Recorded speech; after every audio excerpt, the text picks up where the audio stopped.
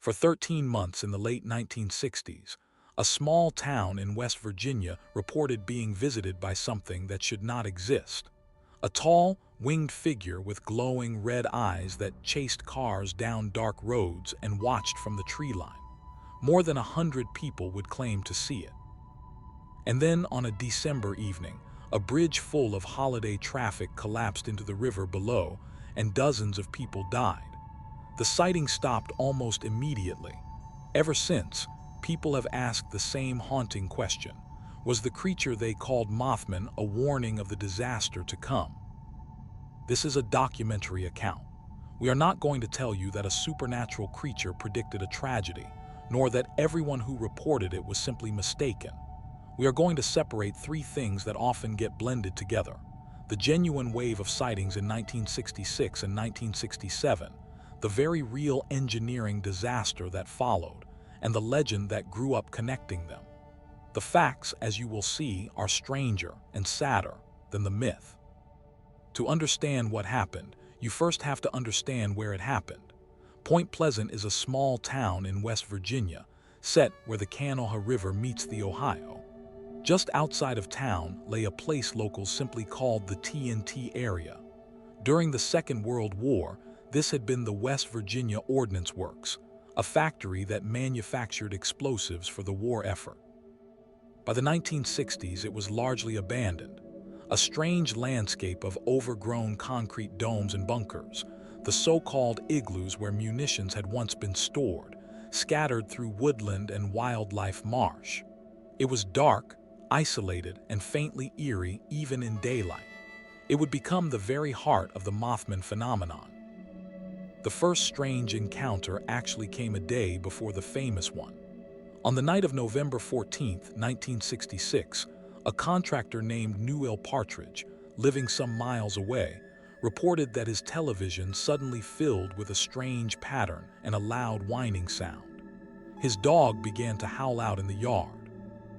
When Partridge went out and shone a flashlight toward a nearby field, he said the beam caught two red eyes glowing back at him, like bicycle reflectors, set in something large near the hay barn. His dog charged off toward those eyes, into the dark, and was never seen again. At the time, it meant little. Only later would it be folded into the legend. The encounter that started everything came the very next night. On November 15, 1966, two young married couples from Point Pleasant, Roger and Linda Scarberry and Steve and Mary Mallette, were driving together past the old TNT area after dark. As they passed the abandoned plant, they saw something standing near the old generator building.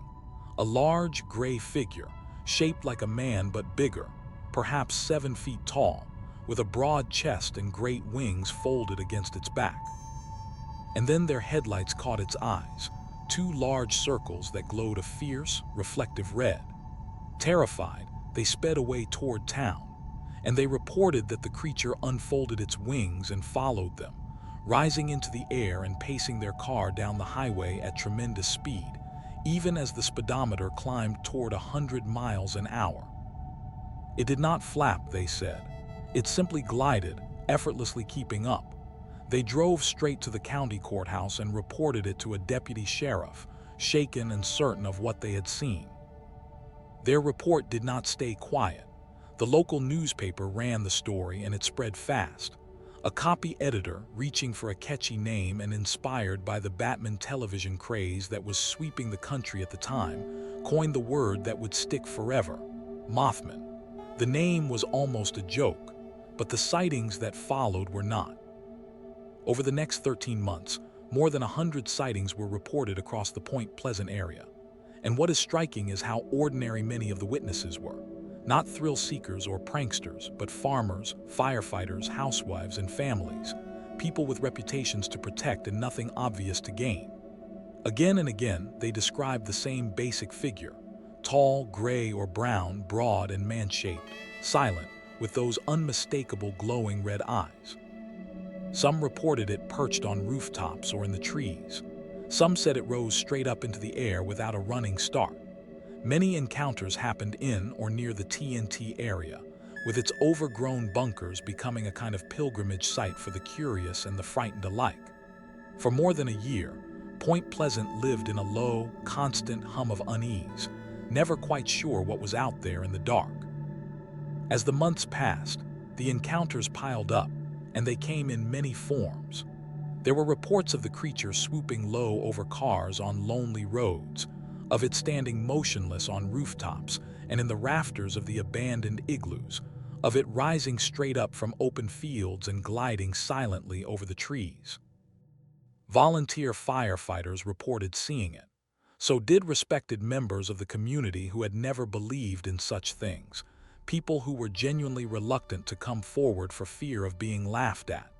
Some described a high-pitched squeaking or a mechanical screech when it was near. Others reported two red eyes appearing at a second-story window after dark, peering in at them. For many families, the fear became woven into daily life. Parents kept their children indoors after sunset, while carloads of teenagers and curious hunters drove out to the TNT area, half hoping and half dreading to catch a glimpse for themselves. The local newspaper could barely keep up with the steady stream of new accounts.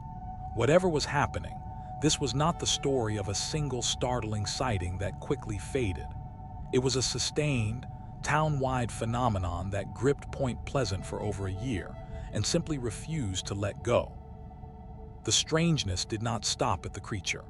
As word spread, the town drew the attention of a writer and investigator named John Keel, who arrived to document the phenomenon. And Keel reported far more than a winged figure. He described a town swept up in a wave of high strangeness, residents receiving bizarre phone calls full of electronic noises, sightings of unexplained lights in the sky, and unsettling visits from odd men in dark clothing who asked strange questions, what would later be folded into the Men in Black legend. Keel even described an encounter with a peculiar figure who called himself Indrid Cold. Whether these events were connected, coincidental, or shaped by Keel's own storytelling, they became part of the Mothman tapestry, deepening the sense that Point Pleasant had become, for a brief time, a place where the normal rules had loosened.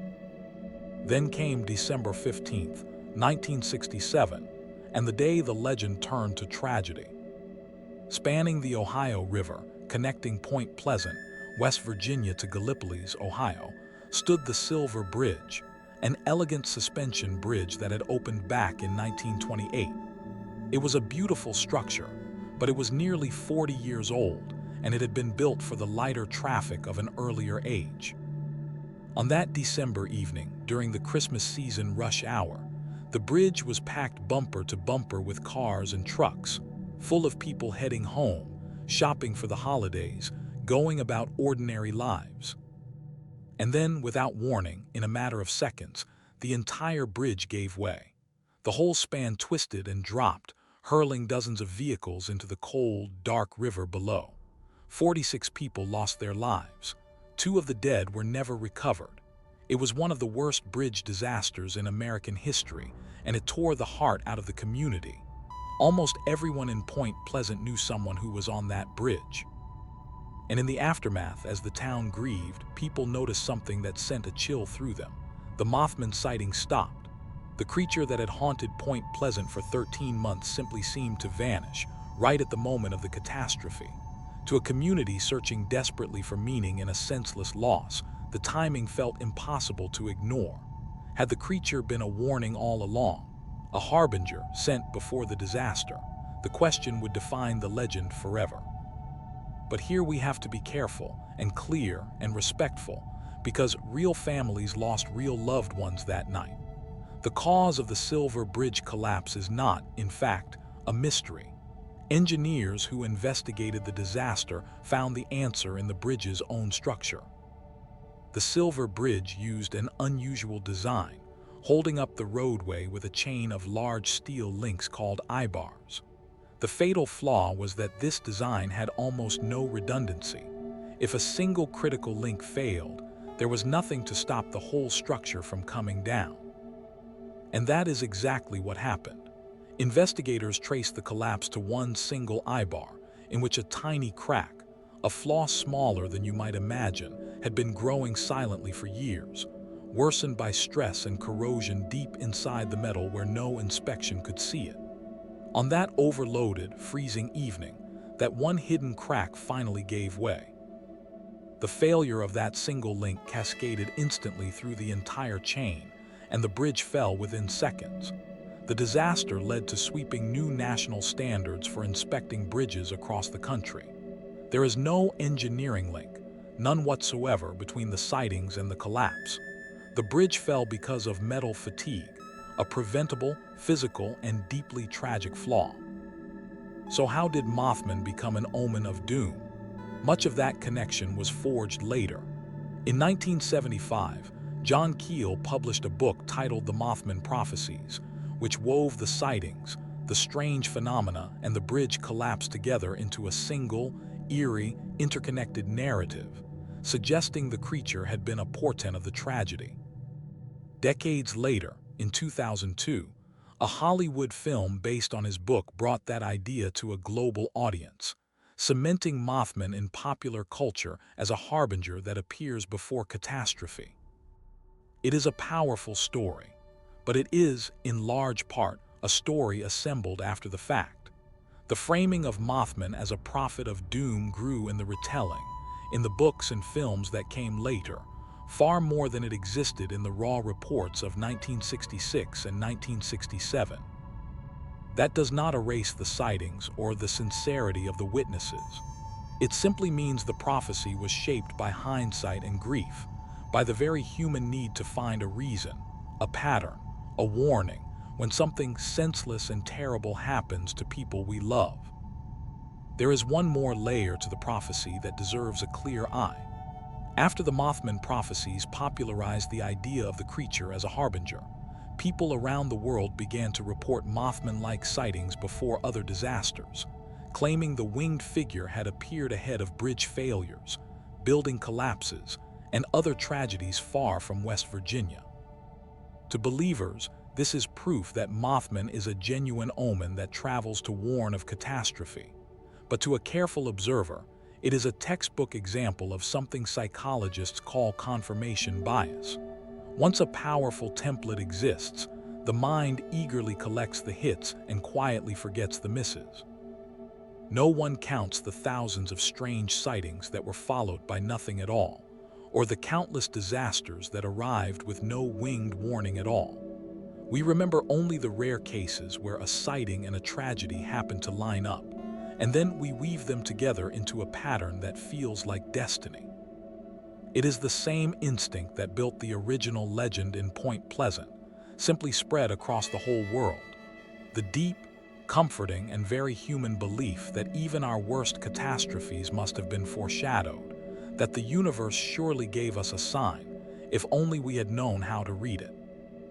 So if we set the prophecy aside, the real question remains: what did all those people actually see? The most common scientific explanation points to a large bird, and one candidate fits remarkably well. At the time, a wildlife biologist at West Virginia University named Robert Smith suggested that the descriptions matched a sandhill-crane. It is a striking fit. The sandhill-crane is an enormous bird, standing almost as tall as a man, with a wingspan that can reach around 7 feet. And crucially, it has distinctive circles of reddish skin around its eyes, which could easily flash red in a car's headlights. A crane that had wandered far outside its normal range, glimpsed at night by frightened people who had never seen one, could absolutely be perceived as a towering, red-eyed winged figure. Other candidates have been suggested too: large owls, herons, all unfamiliar enough in the dark to become monstrous. And then there is the power of suggestion. Once that very first dramatic report spread through a small, tight-knit community, a powerful psychological effect took hold, something researchers call mass suggestion, or behavioral contagion. When an entire town is primed to watch for a 7-foot winged creature with glowing red eyes, many sincere, honest people will begin to see exactly that. A shadow in the trees, a startled bird, an unfamiliar shape at the edge of the headlights. All of it gets filtered through the template the legend has already provided. None of this requires anyone to be lying.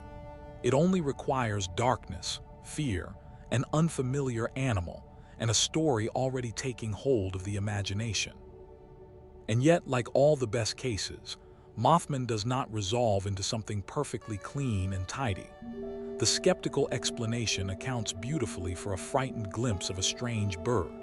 But some witnesses were adamant that what they saw was no bird, that it stood upright like a man, that it deliberately pursued their car, that its eyes were unlike anything in nature.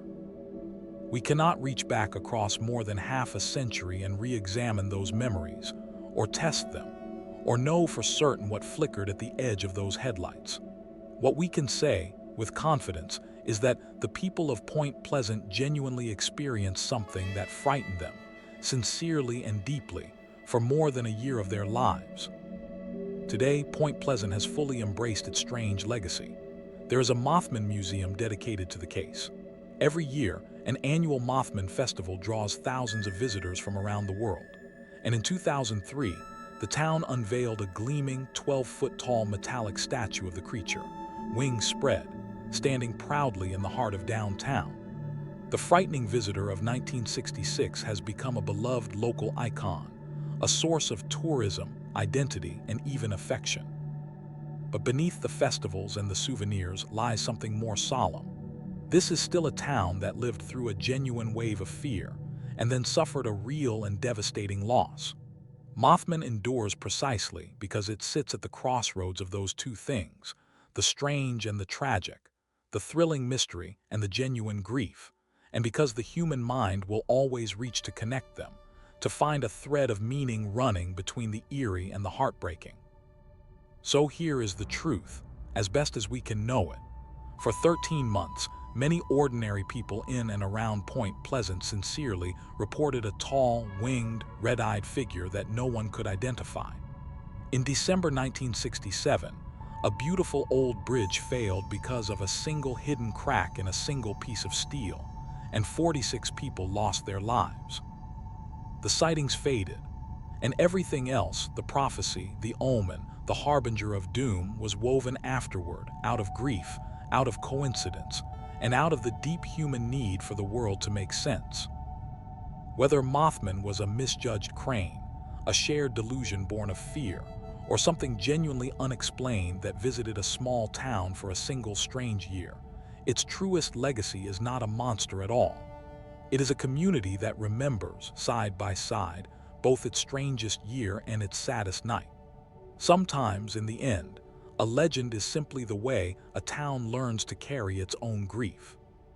If you appreciate cases told with both curiosity and care, subscribe to the Unexplained archives, where we follow the evidence, honor the people inside these stories, and let you decide what to believe.